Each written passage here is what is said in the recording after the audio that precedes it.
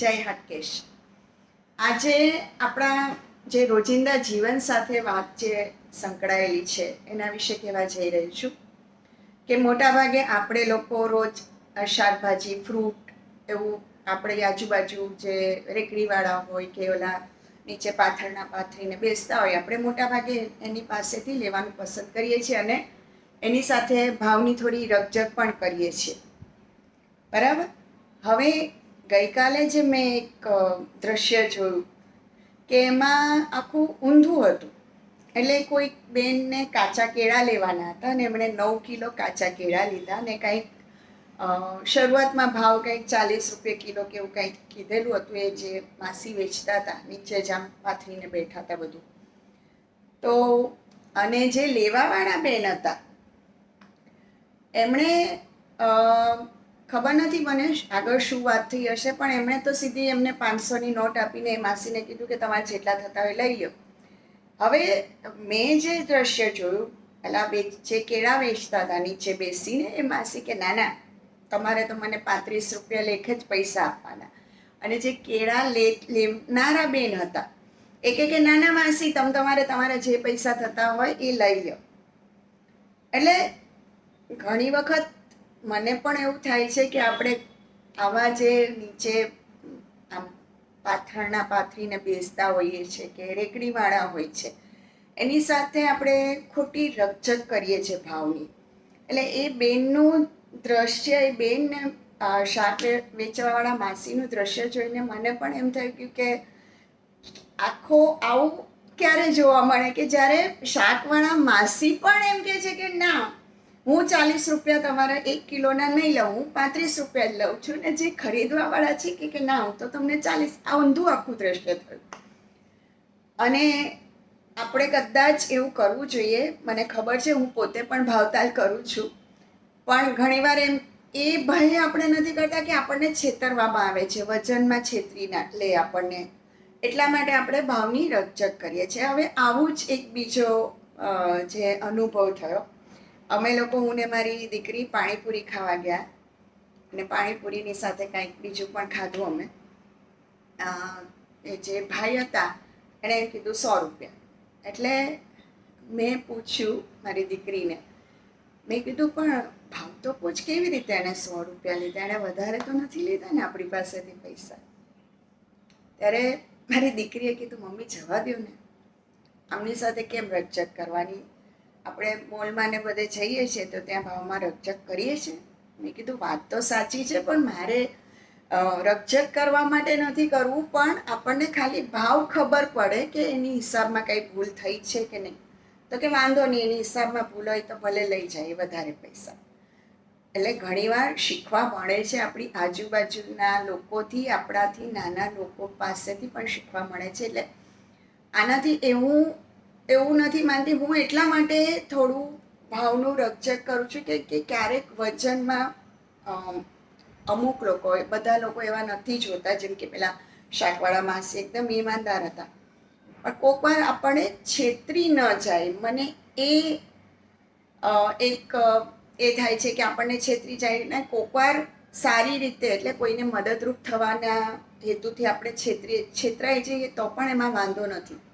અને જેમ મારી દીકરીએ કહ્યું કે ભાઈ આપણે જ્યારે મોલમાં ને એમાં જઈએ છીએ તો જે પૈસા ટેગ હોય એનું પ્રાઇસ આપણે આપી જ દઈએ છીએ. ત્યાં તો એક શબ્દ, 1 રૂપિયો પણ આપણે ઓછો નથી કરતા. ને જે 299 કે એની જે સ્કીમ હોય છે એમાં કોઈક વાર તો એ રૂપિયો પાછો નથી મળતો. એટલે શક્ય હોય તો આપણે રકઝક તો ટાળીએ, પણ ધ્યાન રાખીને કે એ માણસ આપણને ઉલ્લુ તો નથી બનાવી જતા ને. સાચા, જેમ પેલા માસીની ભાવના સાચી હતી એ રીતે હોય તો આપણને એમ થાય કે બીજા એમને પૈસા આપીએ. બરાબર. આભાર. આજકાલ આપણે બધા કામ બીજા પાસે કરાવવાની આદત કેળવી છે. સવારથી લઈને રાત સુધી તમે નોંધજો કે તમારા કામ તમે જાતે બહુ જ ઓછા કરો છો. લગભગ બીજા પાસે જ એ કામ કરાવતા હોઈએ છીએ. પશ્ચિમમાં સંસ્કૃતિ નથી. અમેરિકામાં બધા લોકો પોતાના કામ જાતે જ કરતા હોય છે. આપણે એવી આદત નથી પાડી. આપણે સેલ્ફી લઈએ છીએ, પણ સેલ્ફ વર્ક કરવાની આપણી આદત ઓછી છે. આવી એક નાનકડી વાત છે કે જાતે કામ કરવાથી શું ફેર પડે, એવી એક નાની પંચતંત્રની વાર્તા છે. અત્રે સાદર એક સરસ મજાનું ખેતર હતું અને એક ખેડૂત પોતાની પત્ની અને નાના બાળકો સાથે એ ખેતરનો માલિક હતો અને સરસ મજાનું ખેતરને ખેડતો. પછી તો સિઝન આવી એની અને ખેતરમાં તો આમ પાક બધો હિલોળા લેવા લઈ ગયો ચારે બાજુ. આ ખેતરમાં બરાબર વચ્ચે એક લાવરી એના બચ્ચા સાથે માળો બનાવીને રહેતી હતી. રોજ સવારે લાવરી પોતે ઉડી જાય અને બહારથી ખોરાક લઈ આવે અને એના બચ્ચાને બપોર પછી ખવડાવે. આ જાતનો એનો ક્રમ હતો. હવે ખેતરમાં પાક તો આવ્યો તો એ પાક તો હવે ઉતારવો પડે, લણવો પડે, તો શું કરવું? એટલે ખેડૂત તેની પત્ની એકવાર ખેતરમાંથી એમ પસાર થયા ને ખેડૂતે એની પત્નીને કહ્યું કે કાલે આપણા મિત્ર વર્તુળ, આપણા સગાવાલા બધાને બોલાવી લો કે કાલે, અને કહો કે આ પાક સરસ મજાનો થયો છે તો લણી નાખે બધા અને આવી જાઓ કે. બે જણા વાતો કરતા કરતા નીકળી ગયા. લાવરી આવી એટલે બચ્ચા એકદમ ગભરાઈ ગયા. મમ્મી મમ્મી કે, તો કે શું છે? તો કે ખેડૂત કાલેના સગાવાલાને મિત્રોને બધાને બોલાવીને આ ખેતરનો પાક છે ને એ લણવાનો છે, તો પછી આપણો માળો એમાં તો તૂટી જશે, હાલો ભાગી જઈએ. લાવરી કે શાંતિ રાખો, કાંઈ કરવું નથી, આપણે જેમ છે એમ બરાબર છે, ચિંતા ન કરો. કે સવારે બીજે દિવસે લાવરી ઉડી ગઈ પોતાના બચ્ચાનો ખોરાક લેવા માટે.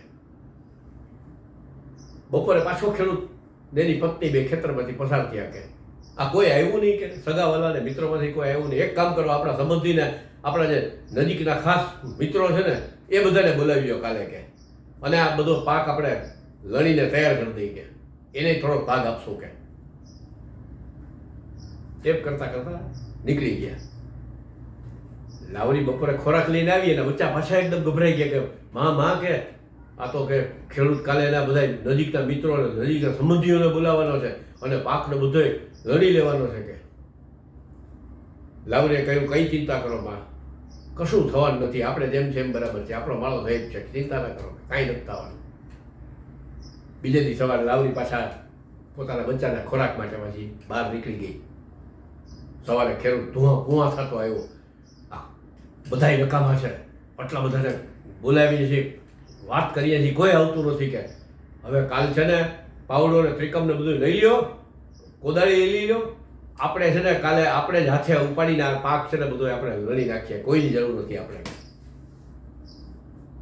બપોરે તો લાવરી આવી, બચ્ચાએ કીધું કે માં કે આજ તો ખેડૂત એમ કહ્યું કે કોઈ આવતું નથી, કાલ તો આપણે જ કોદાળીને પાવડો લઈને ગમે તેમ કરીને આ ખેતર લણી નાખવું છે કે. લાવરીએ કહ્યું કે હવે તૈયાર થઈ જાઓ, હવે સમય ભરાઈ ગયો છે, આપણે અહીંથી માળો છોડી અને બીજે જવાનો. લાવરીને પણ એ સમજ હતી કે હવે ખેડૂત કાલે ચોક્કસ ને ચોક્કસ ખેતર લણી લેશે. લાવરી પોતાના બચ્ચાને લઈ અને ઉડી ગઈ. ખેતર બીજે દી ખેડૂત આવી અને આખું ખેતરને લણી નાખ્યું. તો જ્યાં સુધી તમે ખુદ કોઈ કામમાં હાથમાં ન લો ત્યાં સુધી કોઈ જ કામ તમારું થતું નથી.